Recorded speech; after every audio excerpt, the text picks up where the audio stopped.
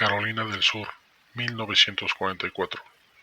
El 24 de marzo, en el Kulu, una pequeña población del condado de Clarendon, los padres de Betty June y Mary Emma vieron a las pequeñas salir de casa como en muchas otras ocasiones, pues era común que las dos amiguitas, Betty de 11 años y Mary de 8, salieran en bicicleta a pasear en los alrededores de su comunidad.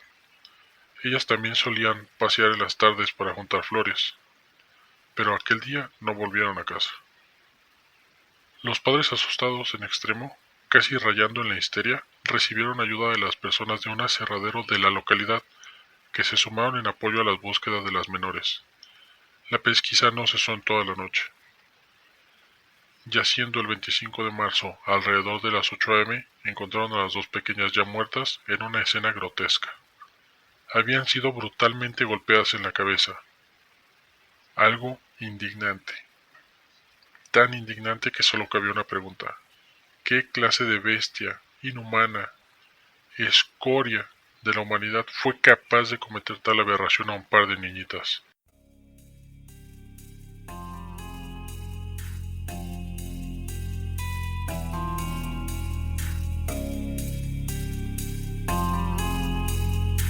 It has been established that persons who have recently died have been returning to life and committing acts of murder. Murder victims show evidence of having been partially devoured by their murderers. In all cases, the killers are eating the flesh of the people they murdered. Repeating, in all cases, the killers are eating the flesh of the people they murdered.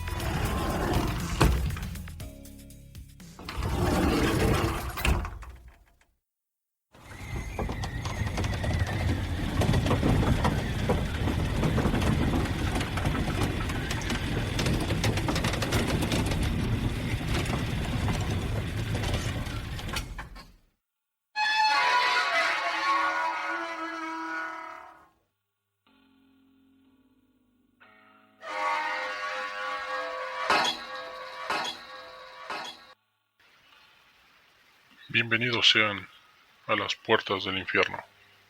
Yo soy el que mora en las sombras, el que susurra en tus oídos mientras duermes.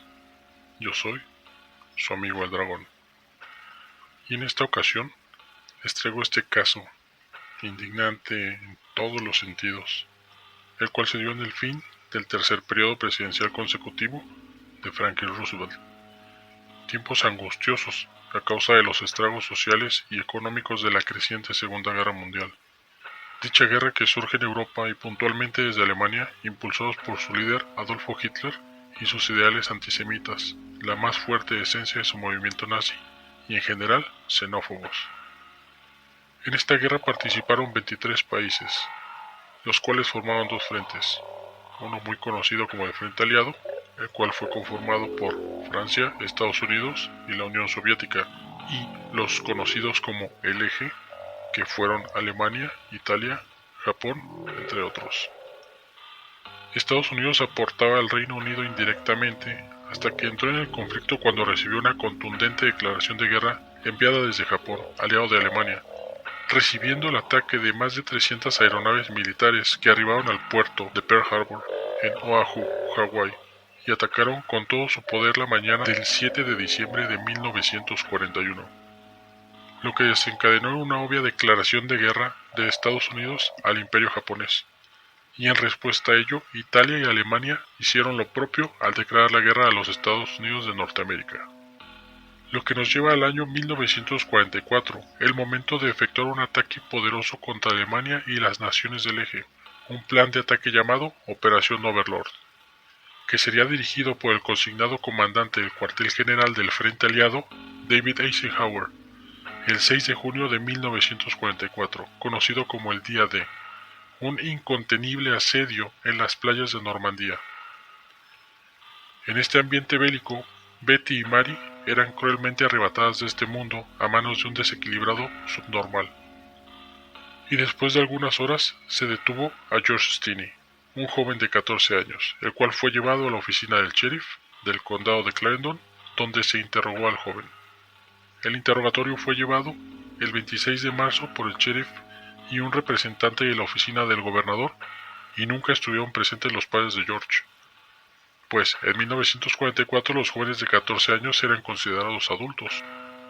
No tenía un representante legal, y en aquel tiempo no se había instaurado la advertencia Miranda, que hoy comúnmente se anuncia mientras se efectúa la detención de todo individuo, la que señala los derechos más básicos y estrictamente inviolables, que son el derecho a guardar silencio, y que todo lo que sea dicho por el detenido puede ser usado en su contra en cualquier tribunal de justicia, que tiene derecho a un defensor legal, y de no poder cubrir los gastos de ello, el Estado le asignaría uno de oficio. De no dar a conocer estos derechos en el momento de la aprehensión, se estaría violando el debido proceso, dejando sin efecto legal ninguna evidencia o declaración obtenida del detenido. En menos de una hora ya tenía la declaración de George, el cual ha declarado que asesinó a la pequeña Mary porque tenía la intención de intimar sexualmente con Betty. Cuando esto se hizo público, una horda de gente iracunda caminó hasta la cárcel del condado con la intención de linchar al presunto asesino confeso. Por esta manifestación anárquica, se traslada al joven Stinney a la prisión de Columbia. El tumulto no pudo linchar al joven, pero sí expulsó a la familia de George de su hogar. Un mes después de su detención, el 24 de abril de 1944, inició el juicio contra George Stinney, en el condado de Manning. El tribunal designó a Charles Poulin, abogado local, como defensor del joven Stinney, que no tenía mucho sentido, ya siendo confeso el detenido y menos con la endeble labor de su defensor, que parecía solo tener intención de terminar el juicio lo más pronto posible. La única intención del defensor fue que no se le imputara el crimen como un adulto, cosa que el juez desechó a causa de que en el estado de Carolina del Sur la mayoría de edad estaba marcada a los 14 y George tenía unos cuantos meses más, basados en su certificado de nacimiento que presentó el fiscal acusador como evidencia. En un par de horas culminó el juicio, donde se encuentra culpable a George del asesinato de Betty June y de Mary Emma, y es sentenciado a muerte en la silla eléctrica. El 16 de junio fue el último día que George Stinney existió. George dejó una carta a sus padres expresando su inocencia. La Iglesia Episcopal Metodista Africana se manifestó en contra de la ejecución del joven de 14 años. El líder envió un escrito pidiendo la suspensión de la sentencia al gobernador de Carolina del Sur, Olin Johnston, unos días antes de la fecha establecida para culminar con la vida de George Stinney. Pero el mismo gobernador dio a conocer que ha estudiado el caso y no vio ningún elemento para revocar la sentencia contra el joven Stinney. En privado respondió al pastor Freddy, y cito: «Estimado reverendo, recibí su carta en referencia a George Stinney Jr. Como usted entenderá, no tengo nada que hacer en esta situación, la cual quedó enteramente en manos del juez, el jurado y el abogado. Entiendo, y a pesar de que este chico tiene 14 años de edad, asesinó brutalmente a dos pequeñas niñitas de 11 y 8 años. Yo podría sugerirle que se ponga en contacto con el abogado, el juez y el jurado en lo concerniente a esta situación. Yo mismo hablé con el oficial que hizo la detención en este caso, y podría ser de interés para usted saber que Stinney asesinó a la niña más pequeña para violar a la más grande. Entonces, asesinó a la más grande y abusó del cuerpo inerte. 20 minutos después regresó e intentó efectuar otra vez el acto sexual. Pero el cuerpo ya estaba muy frío y todo esto fue admitido por él mismo, haciendo referencia al joven Stinney. Y una cosa más, la gente de color de Alcolu habría linchado a este chico por sí mismo si no fuera por la protección de los oficiales. Sinceramente suyo, Olin D. Johnston. 10 de junio de 1944. Tal vez bajo la lógica natural que uno entiende al ver este caso en papel, parece correcta la sentencia para un confeso asesino de 2 pequeñas, y que ha sido por el atroz móvil de abusar sexualmente de una o de las dos. Pero hay varias irregularidades en este caso. El forense que realizó la autopsia a las niñas indicó que el objeto usado para finalizar la vida de ellas era parecido a un martillo, por la forma de las contusiones que había fracturado el cráneo de ambas niñas, y que no había ningún rasgo de abuso o intento de abuso sexual en ninguna de las víctimas. Sobre el arma homicida, hay fuentes que señalan que ha sido un pico de ferrocarril, una herramienta usada para insertar las estacas que fijan el riel ferroviario en su debido lugar.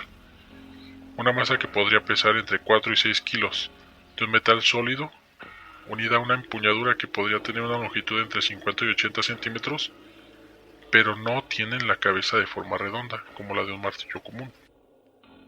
El sheriff indica que en la primera declaración por parte de Stinney admite haber golpeado a las pequeñas niñas, alegando la defensa propia. En una segunda declaración, según afirmó el sheriff Newman, el representante de la oficina del gobernador y el oficial Pratt, Stinney confiesa tener un deseo sexual por la pequeña Betty, y para quedar a solas con ella, ha asesinado a Mary. Betty se resiste al ataque sexual de su agresor, y viendo frustrado su intento, la golpeó con la misma herramienta con que ultimó a la pequeña Mary. ¿Qué sucedió realmente? Pues a más de 60 años de este amargo pasaje de la humanidad, George Stinney fue declarado inocente de manera póstuma. Entonces, ¿quién asesinó a las pequeñas?